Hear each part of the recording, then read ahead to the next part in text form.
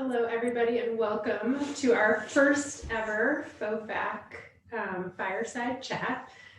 We have a few folks here tonight in different locations. COVID mitigation still is part of the game.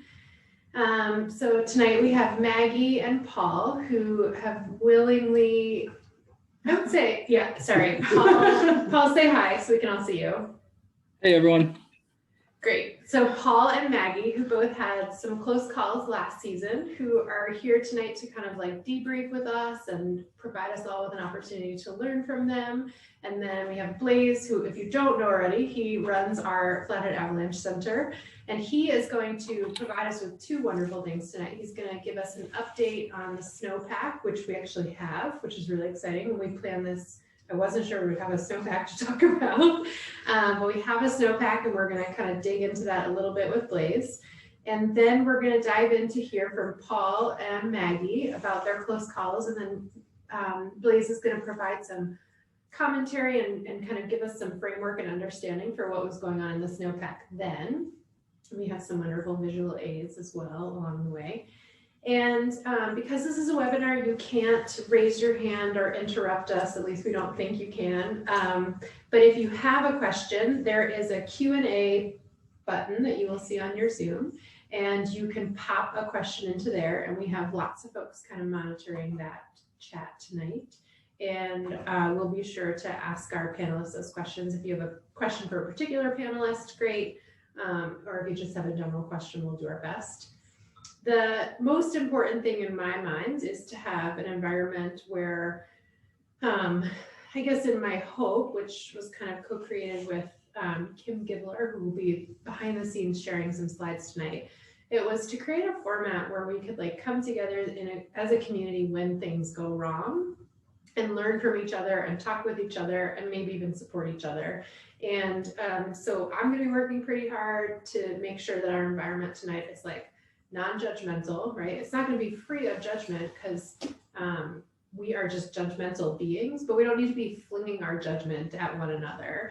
And if anybody flings, I will dodge to make sure that doesn't hit Maggie or Paul, because we want to make sure that other folks want to participate in events like this in the future. So if you have a close call, first off, be sure to share the incident with Flathead Avalanche. And if you are willing to join us in this format in the future, we would love to have you. So be in touch with me or Kim or Blase. Anything else before? Okay. Well, I'm going to turn it over to Blase to tell us what we can expect right now in the backcountry. Do you want me to talk about this season's This snowpack season first for now, or yeah. last season? Yeah, like get us stoked. Okay. Yeah, let's get us stoked, because there might be people who came just to hear about what the snow's like, because this is an opportunity. Right. And then they can leave, and then we can dig in. Yeah. I think the easiest way to think about it is the snowpack went from 0 to 60 in a matter of 2.5 weeks.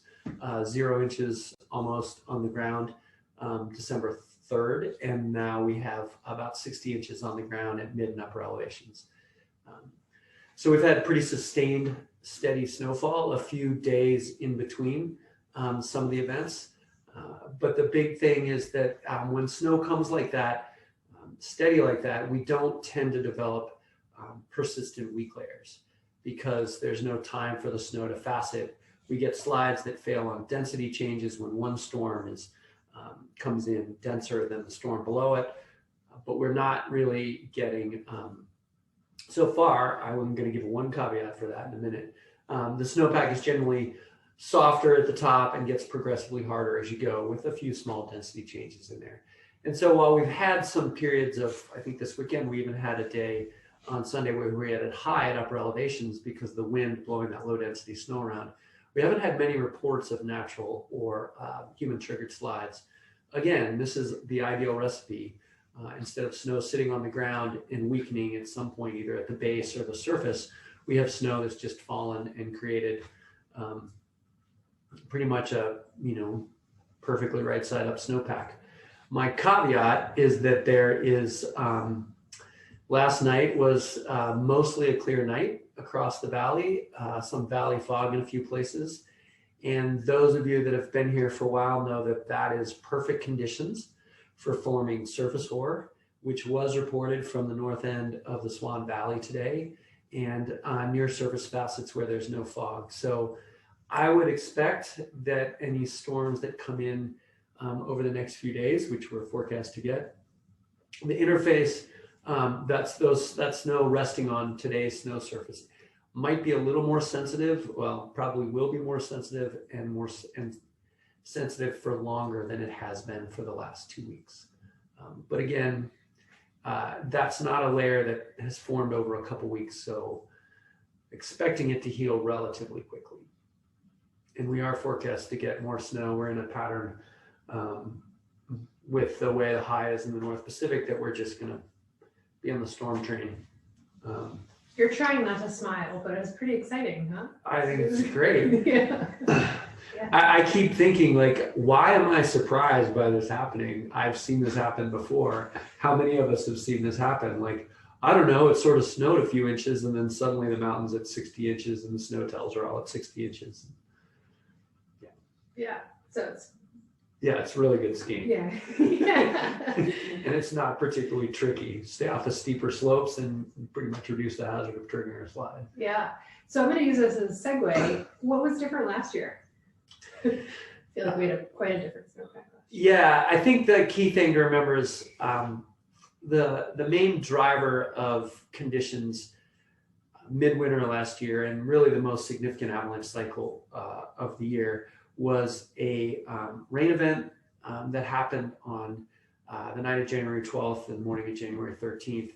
And it rained very high, like probably up to over 7,000 feet. It was a little spotty in places depending on how it came in. And that rain event was immediately followed by outbreak of Arctic air. So everything froze in an instant, and it was one knife hard, slick crust. And the period that followed that might not have been a bad thing or a long-term problem in itself, except that the 2 weeks that followed that were pretty dry. There are a few small storms, so a few inches of snow on that, and pretty cold, clear, and it was pretty high pressure. So clear nights, which are just the conditions it takes to create surface hoar and near surface facets, the same kind of layer I'm talking about that formed last night. But this one had 10 days to 2 weeks to really develop, become very uniform across the landscape, and some pretty big faceted grains. At the end of January, we started loading that layer, and I was immediately reactive. Remote triggered slides, even when there's only this much snow on top of it. And in the first week of January, we produced or got 3 to 5 inches of snow of water in the Swan Range, and that continued in other parts. And that layer produced avalanches for a full 4 weeks. After that, some of the largest slides that ran on that layer were 4 weeks later in John Stevens Canyon. And that was the period we had 13 near misses and accidents in the valley, which is about twice what we get in a typical year. And it also mirrored the 27 fatalities across the country, which made it a pretty cruel month. One of those fatalities was here in the valley on that layer as well. Thanks for that kind of overview. I think the other sort of overlay that was happening last year was this COVID nonsense, that we were all kind of in this decision fatigue and feeling, I don't want to speak for anybody else, but kind of this desperation of like, I really need to be outdoors. It was, for many of us, the only way we were seeing other people was like being in the outdoors. And I think kind of that like opportunity cost of like, I need to charge hard this weekend because I need to refill my battery that's been drained in ways it's never been drained before. Yep. And then in addition, we had all these folks, sort of pushing into the backcountry who had never been there. Maybe that was pushing some people further. You hear like, oh, skis are sold out, et cetera. Right. So it was a complicated year for many reasons, the snow and the people. Yeah, the interesting thing was, and this is some of the work that you and Eric have done, is the people that were getting caught were people that were pretty experienced. I know that the story is, oh my goodness, the newbies are going to be getting into all kinds of trouble, but the average age of people caught in accidents and killed in accidents last year was almost 10 years older than in previous years, or over the previous decade. So it was a significant change. And those folks are generally people that have had a lot of years of riding experience or skiing experience, and motorized and non-motorized, and probably hadn't taken classes in a long time. Yeah. Which is one of the things I know FOFAC is working on, is like getting more folks, kind of in that like refresh, renew kind of way. The other thing it really makes me think about is just that it can happen to kind of all of us. It's interesting that, the two panelists we have tonight are kind of on the younger side, bookended by maybe some older folks on the ends, you and I, but both quite experienced backcountry travelers. Both quite experienced, right? And so I think it's so important for us to remember that experience doesn't it's not a prophylactic, right? It doesn't. No, you have to get it right every single time. Yeah. You don't just go through the gate and you're good. Yeah. You have to get it right every day. Yeah. Totally. And a lot of things can go wrong on any given day. Yeah. So let's dive into the things that maybe went wrong for these two folks in particular. And again, Paul and Maggie, I'm so honored that you're like willing to kind of share. So we're gonna start with Paul, right? So Paul, why don't you just give us a kind of overview of what went on for you? Yeah, so Blase kind of gave a great primer in my incident, talking about that January 13th crust and the faceting that's happening on top of that, because that was what my slide that we triggered failed on. So as a background, we were going out January 29th into the Flathead Range, party of 3, and we were kind of looking to get into some bigger terrain and kind of hit this sweet spot of what we were hoping for was some stability, where we'd had that crust come in, and for weeks we had kind of been sidelined just because there wasn't a lot of snow, as Blase has said. And so the largest hazard out there was really a sliding. If you slid on the crust, you'd be very tough to stop the fall. And so we had just started to get some new snow in. We were hearing reports of 4 to 8 inches of low density snow. So we're hoping to get on some little bigger, steeper terrain where sloughing would be the primary hazard. We were aware of a little bit of wind and would assess that as we went. But we were hoping for it to be low density snow, enough to be skiable on top of the crust, but not enough to be like a significant avalanche problem for our time out there. And so we decided to go up into the crystal drainage, which is a drainage you can't really go in and out of. You have to access it from a drainage to the side. So we accessed it from the south, skiing a northwest facing slope in. It was a steep tree run in, and we found kind of what we were looking for, 4 to 6 inches of unconsolidated snow. Skied great, gone to the bottom of the drainage. We're stoked, and so we were kind of looking to head up the heart of the drainage. Our most hopeful objective was the crystal head wall, kind of the king line out in that drainage. Secondary objective was something a little lower down, still steep avalanche terrain. And then our third option would be to ski kind of the skin track back out, which still went up to the saddle on the ridge that would lead up to the head wall. Still an avalanche terrain, but a lot more mellow than the other options. So we started skinning up. And as you go up the drainage, there's a little bit of a gully that kind of bisects, where it's steeper on climbers right, a little more mellow on climbers left as you go up, where there's some sparsely spaced trees. And that was going to be our goal, to skin up through those trees to the saddle of the ridge on the most mellow up track as possible. That does kind of force you to start on the right and cross the gully, which is a little bit of a terrain trap. And so as we were going up, every time we'd cut a switchback, well, not every time, but every so often, we would get just a little bit of a slab to pop off underneath our skis on that crust. But we weren't seeing shooting cracks. When those slabs popped off, it wasn't propagating further up. And many times when we get that slab to pop off, I'd do a quick hand shear test to just test the surface stability of where that slab was popping off. And the hand shear test was not showing any slab. Every time we did that, it was unconsolidated. So we were getting a little bit of mixed results, but the hand shear test was kind of showing us it's not quite consolidated. So we were still thinking that sloughing or loose avalanches would be our primary concern for that day.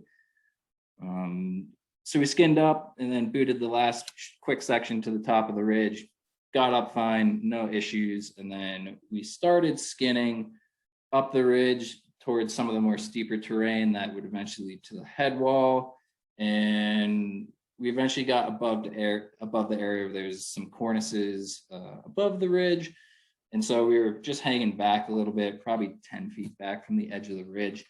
And I heard a collapse and saw one of the cornices break off. And I was kind of just assuming it was the cornice that broke. So I took a few quick steps over to the edge of the ridge.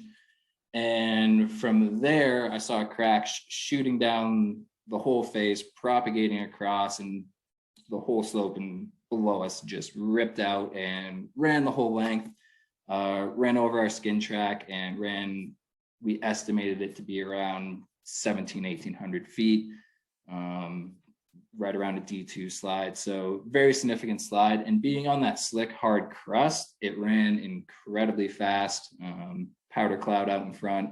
So very significant slide that went over our uphill track. And so obviously that caused us to change our plans for the day. The head wall is off, and we basically made the decision we were going to ski the bed surface back down, but we could safely skin further up the ridge. And so we wanted to see if some of the other stuff was going to release if we got above it. And we got above kind of what was our plan B. And it took a little more stomping around the ridge, but we did get sections of that to release as well. And it was on that crust facet combo. And what it was there's just enough wind that had blown the crown, we estimated to be around 2 feet. It varied a little bit, but the wind had affected the snow just enough to consolidate it into a slab higher up the drainage and on the ridge top, to where it released entirely across the face and wiped out our uphill track. So we skied back down the bed surface, but we're still in a drainage we couldn't really ski out of just because of the bush that's at the bottom of it. So our original plan was to go out Cascadia Creek, which is next door. There's a saddle there, and we decided that was within safe terrain. It wasn't in the necessarily wind-loaded terrain that had released a slide. And we skied a similar aspect to what we dropped into the crystal drainage with, kind of northwest facing steep trees. And even in that, we got some sloughing going, but manageable, what we expected for the day. But the major close call today was that big slab that propagated down and across the whole slope and took out our skin track. And so it was definitely a word of caution moving on to the rest of the winter. And just as far as like travel practice and being aware of the effect the wind can really have, to where even though we were seeing some cracking and it didn't seem like a major deal to us when we were cutting our switchbacks, once you got a little higher up and the wind was more of a factor, it led to a significant avalanche.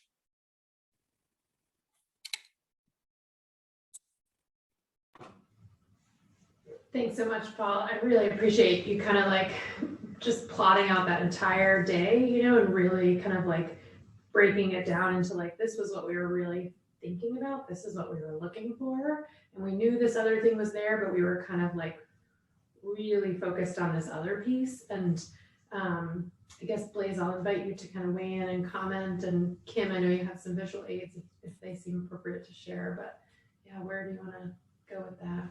Well, I think the one thing that really stands out for me, and I think kept this near miss from being an accident, is how they went in. You know, Paul and his group went in with some expectations and a plan, but they were testing and going, you know, along as they did. Chose a safe route, other than the fact of crossing that gully, but they were up on the ridge, and you know, their basic travel practice, what they expected, which I think was really a reasonable expectation, except for places that were drifted by the wind. You know, they had a margin for error, room to make a mistake because of the way they were traveling. And, you know, they got the feedback that something wasn't quite right. And yeah, I'm curious what Paul thought when the skin track got taken out.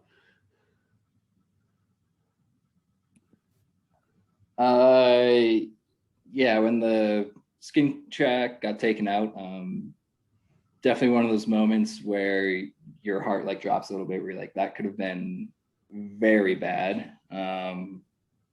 But I think overall, it was our decision making and kind of choosing the safe uphill route that kind of kept us out of the hazard. We did have to cross that one gully. We knew that. We discussed it. We moved as quickly as across that as we could, one at a time, and still we're never seeing any propagating results down low. I don't think we would have been able to trigger that avalanche from lower down in the drainage. The slab wasn't there and there just wasn't enough snow, but it was the slab higher up that then ran over. Crossing it below, yes, it does put you in the barrel of the gun, so to speak. But we managed that risk as best as possible. And I think it was kind of the way we managed our travel, which is what kept it a near miss and from being an accident, as opposed to we just taken the most direct route to head up the ridge. That would have put us in a much more wind affected spot. Whereas, we took the long way, we stayed on the right, and then we went across the gully to the left and went up through as best of tree coverage as we could. That kept us a little more sheltered and out of harm's way than if we just tried to punch it straight up the gully. Yeah, I think it's a good lesson. We had the danger that day rated as moderate at upper elevations and low down lower. And I think it's a really good example of building in a margin for safety and for the unexpected and for the surprises, even when you're not, for the things you're not expecting, even when you have a pretty good idea of what you're going to see, and which is what they saw mostly, except when they got to those wind drifted ridges. But the way they traveled, they had a good margin for safety for the unexpected surprises. I think there's often like a sort of like moderate, like, whoa, that was on a moderate day. Do you want to speak at all to that? And Kim brought up, pulled up this, you see this and you're like, well, that actually looks pretty good. Right? Christmas tree with a star on top. Yeah, let's have it. Yeah, well, the definition of moderate is, that avalanches, human triggered slides are still possible, and they're possible in pretty specific terrain, and that's exactly what happened. In the month of February last year, those 13 near misses and accidents, a large percentage of those occurred on moderate days, the kind of days where we hadn't been getting loading immediately. There wasn't going to be a lot of feedback until you triggered the slab that was going to get you. I think moderate is not low, and you still have to be, good safety travel practices can give you that margin for error for the surprises, the unexpected, the possible. Mm-hmm. Paul, any thoughts about that it was a moderate day? How do you think that was working into your system, and how were you all perceiving that? Yeah, as far as it being a moderate day, just kind of what Blase said, it's skier triggered avalanches are possible. I think for us that possible was more thinking of loose avalanches and less of, say, the slab that was there.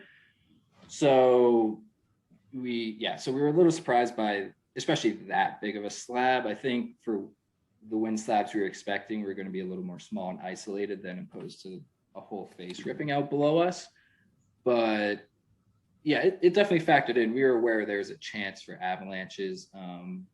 We were just a little miscalculated in what the problem actually was. And so we were creating margin for error for loose avalanches. There's still margin for error for some slabs, and it really just reinforced that even on those moderate or even low days, when you're pushing into bigger terrain, to really make sure you're putting yourself underneath at as least hazard as possible. So choosing the safest route, even if you think it's green light, go, go, go, give yourself that margin for error. And if you do get caught by a surprise, hopefully that margin of error you've given yourself is going to keep you out of harm's way. Yeah, in full transparency, I think that layer was immediately reactive when it was loaded, which was and produced, bigger slabs quicker than I think we at the center expected. I mean, that was like the first snow on that layer. And usually when you load a persistent weak layer like that, it takes some incremental loading to get it to, actually react. You need the kind of load and then the straw that breaks the camel's back. I was out on a long tour the next day, and we were on a ridge in the Whitefish range and triggering remote slides. They were generally pretty small, but I was, like, wow, this is a nasty weak layer. And we were kind of thinking about that, but just the fact that it was so quick was really surprising, I think. I mean, in full transparency, it was quicker than we expected. Mm-hmm. Tough to get it right every day for all of us, for the workmasters. I'm still waiting for the day when they get it all right. Yeah, that'd be great. Well, Maggie, would you like to kind of share your story? Thanks so much, Paul. We really appreciate it. We're probably going to come back to you, but we'll hear from Maggie for now. Yeah, mine was kind of on a smaller scale, but I was outside of Whitefish Mountain Resort in Ghoulies. I went up there just to take a couple laps. I was by myself. I couldn't find anyone to go with that day. So I didn't think it'd be that big of a deal to take a lap or two in Ghoulies alone. I think it was rated moderate that day as well. So I popped down, took a lap down Ghoulies, didn't see any signs of instability, got to the beaver pond, transitioned, went to make my way back up. As soon as I did that, I was going to go follow a skin track, which is usually there, but there wasn't that day. So I made my own track. I ended up going a lot further west than I thought I was. I started going up, it was getting steeper and steeper. I got into steeper terrain that I thought it was not mellow at all. I was side hilling, which wasn't ideal. And then I went a little further. There was collapsing beneath my feet. That was kind of red flag number one. Went a little further. Then there was obvious wind loading. That was red flag number two. And then there was a shooting crack. It was really, really small, and it was just extending from my ski, not very far. And it was small, but enough to be alarming. That was red flag number three. So I decided to bail. And this was on a northeast facing slope. Decided to bail, transitioned right there. I went to go make a ski cut. And I was only like 20 feet from the flat area. I was not far up at all. I really hadn't been skinning that long. Went to go make a ski cut, trigger an avalanche from above me, probably like 20 feet. Heard a boom. Before long, I was going for a ride. I came to a stop like maybe 20 feet down, and I was at the flat area, which is where I was trying to go anyway. Yeah, so I was buried really close to the surface, so I didn't have any trouble getting out. I just stood up pretty much, collected myself, took a couple photos, dropped a pin, transitioned back, and at that point I was already at the flat area, so I just skinned out and around where I meant to be in the first place, and I got out of there. Walk me through, if you could, like, I know it's a long time ago now, but when you're like collecting those red flags and like stashing them in your backpack, if you will, like, what was kind of the thinking of like, I'm gonna go this way? Because we talked shortly after, and I was like, I've done the same thing right there. Because there's something about that where you're like, oh, maybe it'll mellow out. Like, what was kind of going through your head there? I don't like turning around. I don't think anybody does. So I really wasn't going that long before I decided to bail, but I was like, no, it definitely gets mellower. I know it does. But then as soon as those red flags popped up, I was like, I need to bail. Mm-hmm. So it was more about like finding your exit path at that point. Yeah. Anything else, yeah. And because I was by myself too, which was probably the scariest thing of all. Mhm. Yeah, because I was by myself. Then I was like, all right, I don't need any more red flags. Let's get out of here. And what was that feeling like, being by yourself, being carried? I felt really stupid. Like that was the first thing. As soon as I started going for a ride, I was like, I'm by myself. This is very bad. Mhm. So yeah. Were you picturing like your colleagues writing up the article? And being like, oh my gosh. No, but I was mostly like, no one's gonna find me here. No one even knows where I am. Yeah, totally. So thoughts, Blase, from you on that piece, or just in general? Sorry, on Maggie's slide. Yeah, that was a little more than 2 weeks after Paul's incident and after the lair had been buried by a lot of snow, and then we had a really cold, dry spell. And so the slab had settled a little bit and we weren't getting naturals. This whole cycle actually produced very few natural avalanches, but a lot of triggered avalanches.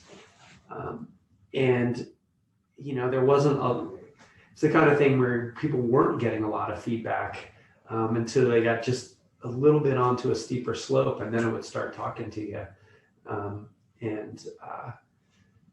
So the 2 times I've been caught in avalanches, I have to say I've been going up both times.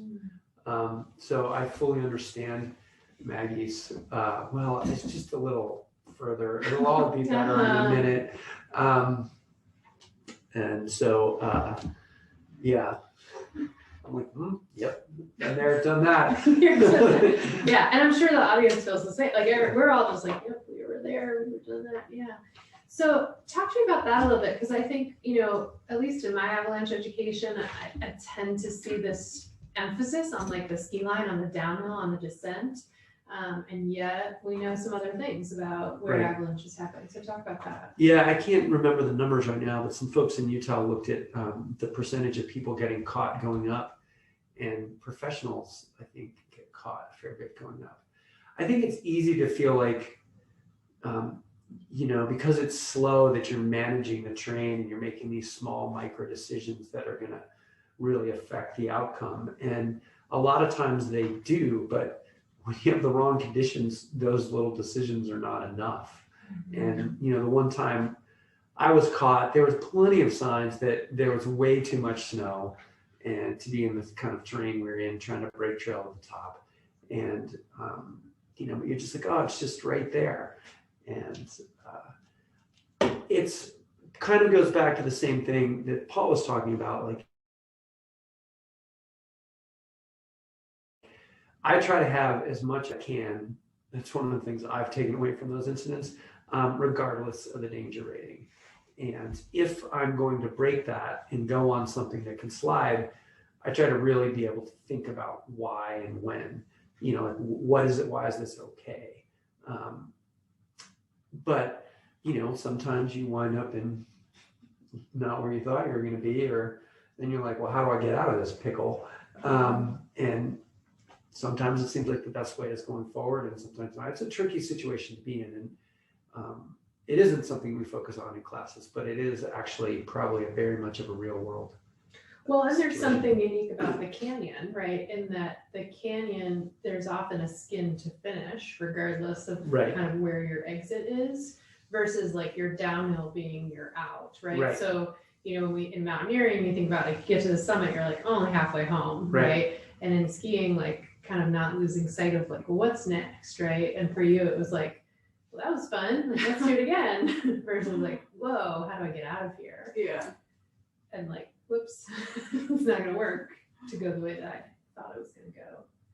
I think there's one other thing that I would love to sort of bring up, which is, and this is something that there's been a lot of emphasis on this in terms of COVID, which is that we tend to, in the process of COVID, like there was a lot of folks who were going to dinner parties, hanging out with friends, going to places they knew, but then they'd go wear a mask at the grocery store, right? Because they're like, it's the strangers who are going to give me COVID, even though the research was showing that it was like the people you knew the most who were probably going to give you COVID, like your children or your coworkers or whatever. And I think there's a similar sort of feeling of like, well, I'm by myself. So like, I'll go to Guli, like I'll go to this place that I know, right? Yeah. And there is kind of like that sense of security that I think we extract from that, even if it's not real. Like, even if we don't, like, there's nothing about the fact that you've been to Guli a bunch that really makes it any better. Just like you said, like, you're like, well, there's usually a skin track here. Yeah. Versus a skin track, right? And so we like come to depend on these systems. And it's such a trick that our mind plays on us because like the snow isn't different, you know, like COVID isn't different, you know. And here we are, I'm like, oh, we're not getting COVID today. Well, I think one thing that is interesting though is that a lot of times that works very well because we do know the terrain. But when conditions are unusual and they're outside of our frame of reference, which may feel very broad to us, you know, I've been on here for 5 years, you know, well, it's not very long, and you know, avalanche, you know, a lot of different patterns of avalanches. And so when conditions are unusual, that's when those familiar practices aren't enough. They're not sufficient. And so, you know, Maggie was out in a place where 99 days out of 100, you know, on winter days, it would be hard to actually trigger an avalanche from below. It's just that conditions last February were all of the things. So do you want to dig into that a little bit? What do you think was unique, especially in this area, other than what you've already mentioned or things you want to highlight? You just got really lucky is what I'm hearing. No, yeah. Or like you know. Well, we actually, Maggie and I talked right afterwards, and you know, we were talking about your experience as a professional patroller, and you know, you were very aware, quickly aware that you were getting into a bad situation, and that probably actually kept it from getting worse. Yeah. You know, like you were aware and trying to make decisions to get you out of the pickle. It's just you were already in it. Yeah. It was the events leading up to that. But yeah, I feel like I made good decisions at the time, but it was everything prior to that. So talk to me about that, because I do think we often think about like an avalanche or near miss as like this moment in time. And I think when we spoke too, you really highlighted that. So just slow that down. Like, what do you think were those everything up to that moment? I mean, the biggest takeaway I think was I shouldn't have been out there by myself, because you don't have a margin for error. So that was the big thing. But as soon as I like knew I wasn't where I was supposed to be or where I thought I was, I should have just bailed. But I just kept going. I had a false sense of confidence, I think, which I think a lot of people do when they go out. In terms of like, I know this terrain, or what do you think was the confidence? Both, or the terrain and the conditions. I thought I had been like, and no one really knew how bad it was, but I thought I had been like paying close enough attention to know more what was going on in the snowpack, and I don't think I did. Yeah. I think the thing that made partly that made last February so difficult is a lot of our big avalanche cycles here involve facet crust combinations that are buried early in the season, and we put a lot of load on them eventually, and then we get a big storm, maybe it rains or whatever, and they come ripping down from 7,500 feet and take out trees, but people aren't in the backcountry on those days, and that hazard slowly builds, and it's difficult for a person to trigger, and then we get a storm event, and that's what produces the big cycle. And so then we're like worried about the layer for a while, but people don't trigger a lot. This layer in February was very different in that it was a mid-pack layer. And so it was relatively close to the surface and much easier for a person to trigger. It was within a meter of the surface for most of that month. And we're not used to that around here. We're used to avalanche cycles peaking and declining and this big natural thing, and it knocks out trees and fills in the bush, and we're all real happy. But this was the kind of weak layer that was very well developed and relatively close to the surface. So it wasn't producing a lot of feedback, natural avalanches. That's the other thing. People weren't seeing a lot of natural avalanches. And so I think it was easy to be like, well, it's not really that serious, but it was close to the surface, easily triggered, and then bam, people would be out there and get surprised. Mhm. And I think that's one of those were some of the differences with last year that made it unusual. And how many of the close calls that you referenced earlier were related to that exact problem? Which exact problem? All of them. They all failed on the same layer, every single one of them. Yeah. And in most cases, the crown was probably 2 feet to 3 feet below the surface, perfect depth for human triggering, but not going to give you a lot of feedback till you're in it. Yeah.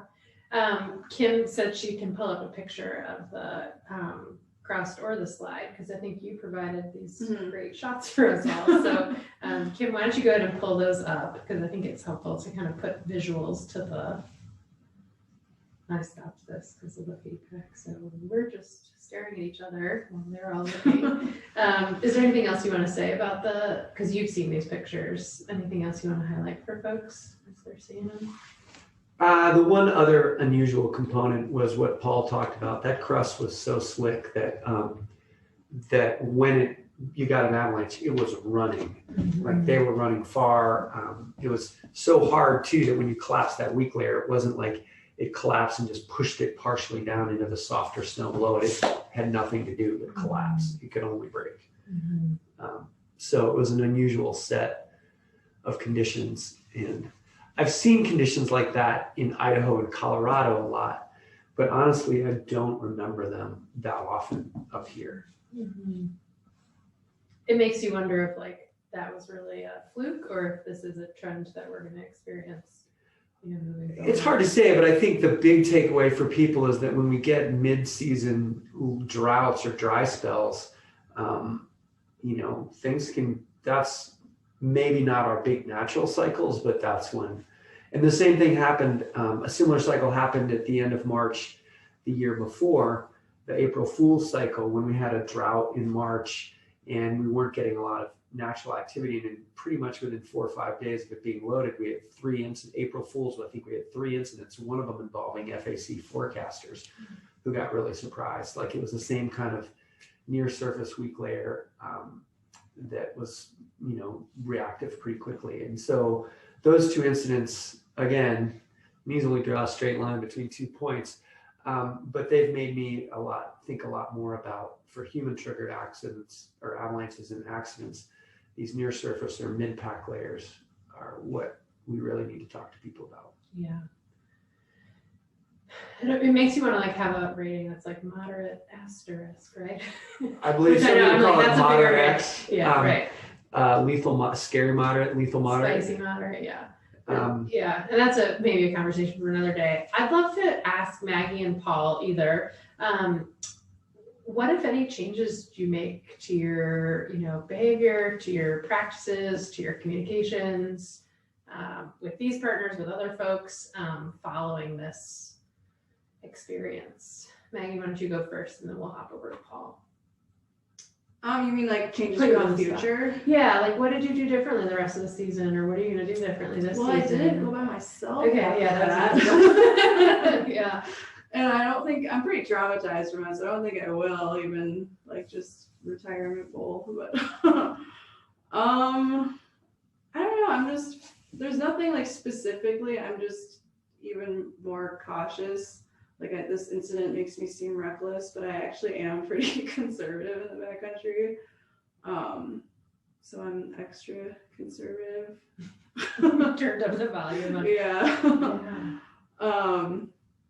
Yeah, that's mostly it. And when you say conservative, you mean sort of thinking about where you're even willing to go, or what days you're willing to go out on, or? Yeah. And then one thing too, when I talked with Blase about this, one tip he had was, when you go out with people, have your plan and don't change it. Yeah. That one stuck with me. Yeah. Not that I really had a plan, I guess. Yeah, but that's the thing about being by yourself. Yeah. You always have a plan. It's just right. No one to remind you of it. Yeah.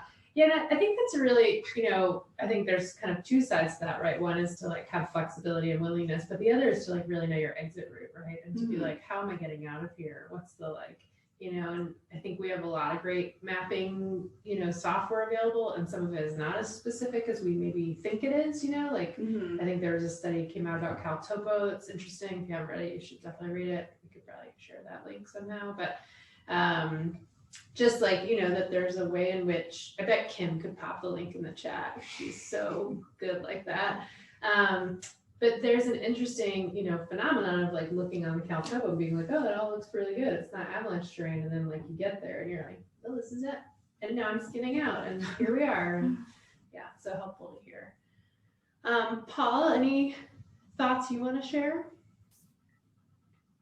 Yeah, as far as communication and kind of adjustments that were made, I know initially I went up the next day with some friends out into the Noisy Basin area in the Swan Range, and they were looking to push into a little bit bigger terrain. And I started off front, I was like, hey, I'll go out, but I just had this massive slide yesterday, so I'm not stepping on anything over 30 degrees until I can sort of get a handle on this layer, what's going on. Because I remember the night of the incident, I talked with Blase on the phone, and he was like, yeah, anytime you get big remote releases like that, it makes the hairs on the back of his neck stand up, and he takes a step back. So I kind of did that, and then in the following days we saw more reports of slides on that layer coming in. So kind of just had to be the person to dial it back a little bit, but also just like make sure you're really communicating on the up track of how do you want to approach this drainage, this slope, this terrain that you're going into. And when starting to take maybe some of those like cautionary flags a little more seriously, I don't know if I would have called what we had seen like necessarily like big red flags, but it's like, okay, like cut a switchback, a slab underneath my ski popped off, do a hand shear test, there's no slab. So when you're getting kind of mixed signals from the snowpack, really be talking about that, and which we were. I think where we might have lacked in communication was just bringing our eyes a little further up on the ridgeline and over to see where, okay, there's more wind effect up high and to the climbers right of us where we can see obvious cornices, where there's less wind effect where we are. And just being like, okay, if we're seeing semi-slab-like properties down lower here, up higher on the ridge top, it's probably going to have more slab-like qualities once we get higher up, and knowing that there's that weak layer right on top of a crust that's a perfect sliding layer, then yeah, just make sure you're dialing back, and maybe you turn it around where, maybe that slope could be good to ski that day. You might not have that slab up there, but is it worth it to put yourself all the way up there in that terrain on that day where you're getting those mixed signals from the snowpack? Yeah, recency bias. Yeah. And just those mixed signals. I mean, I think just as a clinical psychologist, I think about our brains and how poor we are at translating mixed signals. Like our brain really wants to hang on to one bit of clear information, and it's really tricky. And I think that's where we have to depend on each other. Like, okay, so your brain is going to hold on to this information and my brain is going to hold on to this information, and then we can collaborate on it. Whereas like if I'm just inside my own head, my brain's like, I'm going to go with this information. Yeah. And I think not getting anchored to the most recent piece of information, this is the hardest thing for me as a forecaster, is I've been out the day before not thinking that today is going to be like yesterday, and really trying to visualize how things might change through the landscape. And so recognizing that, yeah, we see this conditions here, but we're in mid-elevation, non-wind affected terrain that is different from that terrain up there. And so this doesn't necessarily translate to up there. And that's a tricky thing to do. It's really because there is no like, foul line or penalty box, that's marked on the slope that says, all right, you're entering, you just crossed the midfield line. You just crossed the midfield line, and things are changing. You don't get that. Maybe we could work on that. Like, we could mark it like on the football. Yeah, like if we could make that hover without the middle work or.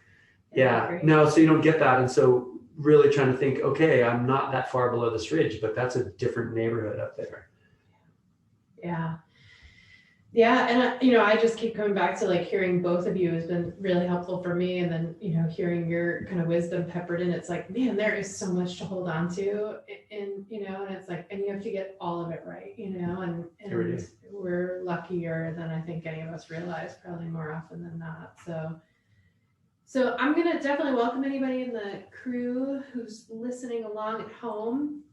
Feel free to ask questions or give us feedback too. Like, this is our first time trying something like this, and we want to know if this is useful to this community, if this builds community. Ideally, I think we're all imagining like a actual fire and us all actually sitting in the same room, but here we are, especially when it was like 0 degrees this morning. I was like, ooh, fireside chat. But we'd love to kind of hear how this feels, and we'd love for you to participate. So if anybody has a question, however small or big, about the current snowpack, about these incidents, feel free to pop them in the chat. And otherwise we're going to dismiss class early, but we have these people here for now. We should utilize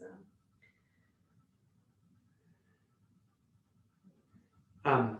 Blase can also just keep talking too. So go I'm for going it. to ask these guys to talk. Oh, we have a question, Meg. Oh, no, it just says definitely have a fire on the TV next time. Classic. I could have changed the picture. Right? Yeah. Okay, thank you for that helpful info. Who was that? That was from Scott. Okay, Scott, we really appreciate the participation and the feedback. Go for it, please. I want to ask Maggie, were you surprised? Like, you've talked and described, you weren't that far above the flat area. And were you surprised by the size of the slide, or like, oh my gosh, I'm really getting carried, or like the power, like how did that feel? Yeah, it was surprising. It wasn't a huge avalanche, but it was larger than I would have expected. So yes, I was surprised. Did you feel like, wow, could have just been a little head down?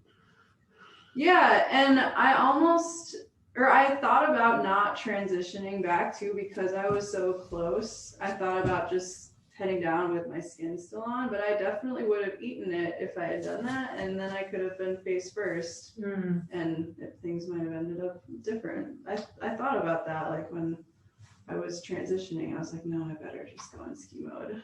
I've actually written up fatal accident reports in which the victim was knocked face first in a small slide and couldn't get out. Yeah, I thought about that when I was in the moment, so I just decided to not be lazy.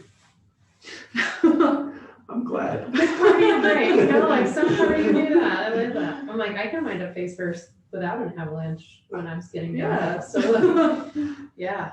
We have a question. Well, one comment, just Grant said to thank Maggie and Paul for sharing your stories. It's been super helpful hearing your takeaways. And Brandon asks, Paul, did your crew kick off that cornice on the accident? No, we did not. And so we were set 10 feet back from the edge of the ridge where the cornices were. And we were just skinning up the ridge. It was a mellow slope on the ridge top, maybe 10 degrees in slope, and then dropping off 10 feet to our right. And so I heard the collapse, and from eyesight saw the cornice fall. And then from there, I took a few steps over and saw the whole slope rip out. So it wasn't intentional.